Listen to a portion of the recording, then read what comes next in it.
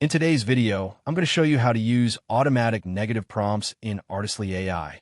Once you're logged into Artistly AI, go to the image generation tool from your dashboard and open the main prompt box. Once inside, you can manually add negative prompts directly inside your prompt field to guide the AI on what to avoid. To do this, write your main prompt first, then separate your negative instructions using a clear format like no or a comma-separated exclusion style, depending on how the system responds best.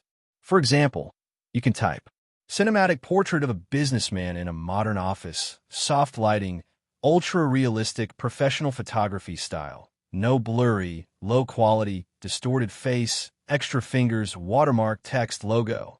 If the no format doesn't work in your version, simply add it naturally like this. Once your full prompt is ready, click Generate, and let the AI process your request.